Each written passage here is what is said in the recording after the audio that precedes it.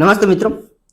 Stock માર્કેટની અંદર સારામાં સારી તેજી આજના દિવસે જોવા મળી કે માર્કેટની અંદર ધાર્યું નહોતું એના કરતાં પણ એકાએક સારામાં સારી તેજી જોવા મળી કે જે નિફ્ટીની અંદર 470 પોઈન્ટ કરતાં પણ વધારે એક સમયે તેજી જોવા મળતી હતી.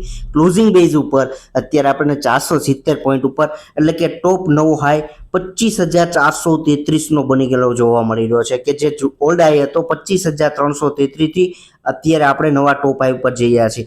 જ્યારે આવી ગુલાબી સારામાં સારી તેજી જોવા મળતી હોય ત્યારે સારા એવા સ્ટોકમાં ઇન્વેસ્ટમેન્ટ કરવું અને સાથે એ વસ્તુ ધ્યાનમાં રાખવી કે તમારા પોર્ટફોલિયોની અંદર જે ગ્રો કરેલા શેર છે કે હજુ એ ફરી વખત દોડશે કે નહીં એમાં ક્વેશ્ચન માર્ક છે, પણ એ તમે ક્યાંક સેક્ટરથી પસંદ કર્યા છે કે જે પીએસયુ સ્ટોક છે, રેલવે શેર છે કે પછી ડિફેન્સ શેર છે કે એની અંદર ઓલરેડી તેજી થઈ ગઈ છે, હવે પછી નેક્સ્ટ કોનો વારો કે નેક્સ્ટ કયા શેરની અંદર પણ તેજી થઈ શકે એ સમજીને તમારા પોર્ટફોલિયોને ડાયવર્સિફાઈ ખાસ મિત્રો કરજો કે જેથી કરીને આવનારા સમયે તમારો પોર્ટફોલિયો છે એ ગ્રો સારો એવો થઈ શકે કે હજુ ને હજુ આગળ ને આગળ ગ્રો થઈ શકે કે સારું એવું રિટર્ન તમે મેળવી શકો.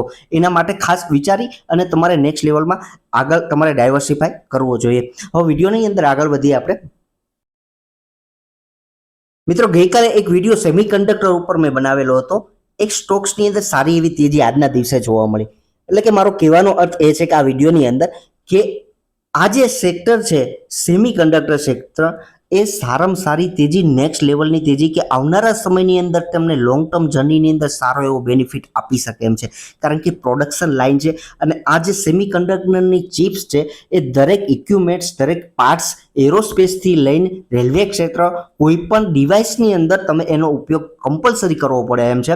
અને આ ક્ષેત્રની અંદર જો પ્રોડક્શન લાઇનમાં આપણું ઇન્ડિયા આગળ સારું એવું ગ્રો હશે તો જે ચીન દ્વારા કે બીજા કોઈ કન્ટ્રી દ્વારા આપણે ઇમ્પોર્ટ કરાવીએ છીએ આ વસ્તુને, જે એની અંદર રોક લાગશે એટલે કે એની અંદર પ્રોડક્શનનો ભાર વધશે તો આ બધી જ કંપનીઓને ખાસો એવો ફાયદો થશે. બીજું કે આ જે સેમિકન્ડક્ટર પ્રોડક્શન છે એમાં ગવર્મેન્ટનો સારો એવો સપોર્ટ અત્યારે આપણને જોવા મળી રહ્યો છે કે જે ક્ષેત્રની અંદર સારો એવો ગવર્મેન્ટનો સપોર્ટ હોય એ ક્ષેત્રને ગ્રોથ હોવા માટે એટલી બધી ઇઝી સરળતાથી ગ્રો થઈ શકે એવા બે ગોલ્ડન સ્ટોક આ વિડીયોની અંદર કવર કરેલા છે, જેની લિંક મેં અહીં આઈ બટન ઉપર તમને પણ આપેલી છે. હવે બીજું એવું ક્ષેત્ર કે જ્યારે તમે પોર્ટફોલિયો ડાયવર્સિફાઈ કરતા હોય ત્યારે એક વસ્તુ બીજી એ ધ્યાનમાં રાખવી કે જ્યારે આવનારા સમયની અંદર રેટ કટ થઈ શકે એમ હોય ત્યારે ક્યાં કન્ટ્રીની અંદર કે હાલમાં વર્લ્ડની અંદર પણ અલગ અલગ દેશો દ્વારા કે યુરોપિયન યુનિયન દ્વારા 0.50 બેઝનો રેટ કટ થયો છે અને યુરોપની અંદર પ્રોપર 0.25 બેઝનો રેટ કટ થઈ ગયો છે. કેનેડાની અંદર 0.75 બેઝનો રેટ કટ, જ્યારે યુકેમાં 0.25, ચીનની અંદર 0.25 અને ડેનમાર્કમાં 0.25.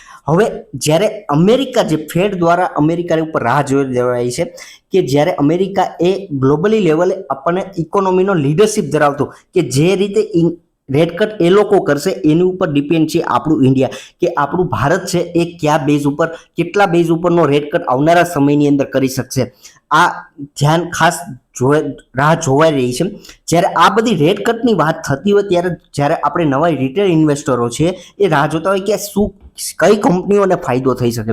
તો મિત્રો, ઘણા દિવસોથી મારા ચેનલની અંદર જે આઈટી સ્ટોક અને સાથે કેમિકલ શેરની અંદર મેં ઘણા વિડીયો તમને કવર કરેલા છે કે આ બંને ક્ષેત્ર એવા છે કે જેને બહુ મોટો ફાયદો આ એને રો મટીરિયલ બેઝ ઉપર અને આઈટી કંપનીઓને નવા ઓર્ડર બેઝ ઉપર સારો એવો ફાયદો થઈ શકે, કારણ કે જેટલો વ્યાજદર નીચો જશે એટલું ફાઇનાન્સ ક્ષેત્ર, આઈટી ક્ષેત્ર, કેમિકલ ક્ષેત્ર અને સાથે ફાર્મા, આ તમામ ચારે ચાર ક્ષેત્રોની અંદર સારી એવી તેજી તમને જોવા મળશે. એટલે સારી એવી 2021ની અંદર જેવી તેજી જોવા મળી હતી માર્કેટની અંદર એવી તેજી પણ જોવા મળી શકે.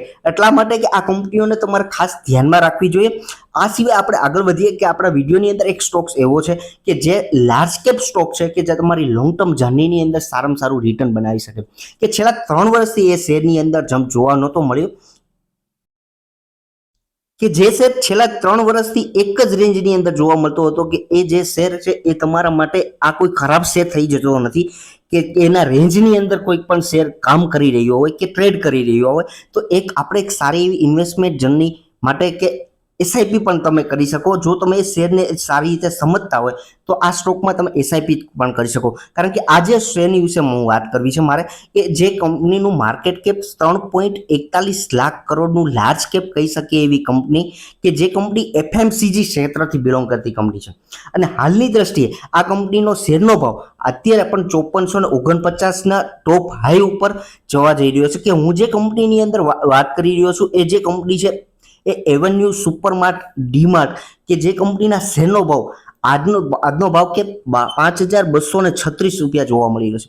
અને બીજી વસ્તુ, લાર્જ કેપ હોવા છતાં પણ એ કંપનીના શેર હોલ્ડરોને 5 વર્ષની ચાર્ટ પેટર્નની ઉપર 2 ગણા કરતાં વધારે શેર હોલ્ડરોને રિટર્ન પણ આપી રહ્યો છે. બીજી વસ્તુ, આ કંપનીનું ખાસ લોંગ ટર્મ જર્ની માટે વિચારવાનું કે એસઆઈપી માટે વિચારવાનું કારણ કે આ કંપનીનું રેવન્યુ છે એ સારામાં સારું ગ્રો થાય છે. કે ગુજરાતની અંદર ડીમાર્ટની ઘણી પણ મોલ આપણને જોવા મળે છે અને સારો એવો કંપનીના બિઝનેસની અંદર પણ ગ્રોથ છે. બીજી વસ્તુ કે આ રાધાકૃષ્ણ દામાણી જે સારા એવા ઇન્વેસ્ટર છે કે એમની આ કંપની ફાઉન્ડર તરીકે એ છે. બીજું કે આ કંપની કયા કયા ક્ષેત્રની અંદર બિલોંગ કરે છે, એટલે કે આ કંપનીનો જે સ્ટોર છે એ કયા કયા ઇન્ડિયાની અંદર જોવા મળે છે, કે એની અંદર આ કંપની છે ટોટલ 366 સ્ટોર આ કંપની પાસે છે. એમાં જે 22 સિટીમાં બિલોંગ કરીને કામ કરી રહી છે, કે અને 366 સ્ટોર છે એ 52 સિટીની અંદર જોવા મળે છે. આ સિવાય આ કંપની ગુજરાતની અંદર 57 સ્ટોર છે અને સાથે મહારાષ્ટ્રમાં 103 સ્ટોર છે. બીજું કે આ કંપનીના પ્રમોટર વિશે સમજવો તો કે સારામાં સારું પ્રમોટરોનું હોલ્ડિંગ આપણા માટે એક સારું કહેવાય, કે આટલી મોટી કંપની પોતાની કંપની ઉપર ભરોસો છે કે દામાણી ફેમિલીને, કે એ પોતાનું હોલ્ડિંગ છે 74.64નું હોલ્ડિંગ કરી રહ્યા છે. સારામાં સારું આ કંપનીના પ્રમોટરોનું હોલ્ડિંગ છે. આની સાથે એફઆઈએનું હોલ્ડિંગ છે, એમાં પણ અત્યારે છેલ્લા ક્વાર્ટરની યારે કમ્પેર કરીએ આપણે મિત્રો તો 7.67થી અત્યારે ગ્રોથ થઈ 9.22 સુધી હોલ્ડિંગની અંદર વધારો થયો છે. કે જે 8.26નું હોલ્ડિંગ હતું એ અત્યારે 9.22નું થયું છે. સાથે ડીઆઈએસટી હોલ્ડિંગની અંદર વાત કરી કે જે થોડું એવું પ્રોફિટ બુકિંગ કરી રહ્યા છે અને સાથે ગવર્મેન્ટ પણ આ કંપનીની સાથે રહી અને હોલ્ડિંગ કરી રહી છે. સાથે આપણી જેવી રિટેલ પબ્લિક છે આની અંદર હોલ્ડિંગ નથી. શેરનો ભાવ વધુ છે, 5000 ઉપર કરતા નો એવરેજ આપણને ભાવ જોવા મળી રહ્યો છે. પણ સાથે તમે જો મિત્રો વિચારશો તો એક શેર તમે પણ ખરીદશો તો તમારું જે કંઈ રિટર્ન બેઝ મળશે, તમને જે કંઈ મૂડી મળવાની છે, આનું રિટર્ન બનવાનું છે, એ આ 5000ની રકમની એવરેજ આપણને જોવા મળશે. એટલે કે તમારું જેટલી ઇન્વેસ્ટમેન્ટ થયેલી રકમ છે ને સાહેબ, એ તમારે એના ઉપરથી તમને રિટર્ન મળવાનું છે. એટલે એવું નથી કે આ કંપનીના શેરનો ભાવ બહુ મોંઘો છે ના ખરીદી શકાય. તમે એક નંગ પણ ખરીદી શકો છો, કે લોંગ ટર્મમાં તમને 5000ના 10000 થવાની શક્યતા આમાં વધુ રહે. કારણ કે આ શેર સેફટી તમને પ્રોવાઈડ કરે છે, કે આવા સારા ઇન્વેસ્ટર પણ આ કંપનીમાં છે અને સાથે એટલું બધું ડિમાન્ડ આપણે નજર સામે જ તમારો બિઝનેસ કરી રહી છે. બીજું કે આગળ વાત કરીએ કે આ કંપનીના બેલેન્સ શીટ અને રિઝર્વ વિશે સમજો તો કંપનીની પાસે 18,000 કરોડનું રિઝર્વ છે. ખાસ મિત્રો એ વસ્તુ પણ ધ્યાનમાં રાખો કે સારામાં સારું રિઝર્વ ધરાવતી કંપની છે. સાથે સારો એવો આઈપીઓનો માહોલ અત્યારે ચાલી રહ્યો છે. ત્યારે દરેક વ્યક્તિની એક રાહ છે કે બજાજ હાઉસિંગ ફાઇનાન્સનું આઈપીઓનું જીએમપી અને સાથે આ કંપનીનું જે લિસ્ટિંગ થવાનું છે કે એની એલોટમેન્ટનું સ્ટેટસ છે એ ક્યાં જોવા મળશે. કે આ એની વિશે વાત કરીએ તો હાલની દ્રષ્ટિએ બજાજ ફાઇનાન્સનું આજની દિવસે કે આજની મોડી રાત્રે પણ તમને એનું એક એલોટમેન્ટનું સ્ટેટસ જોવા મળી શકે.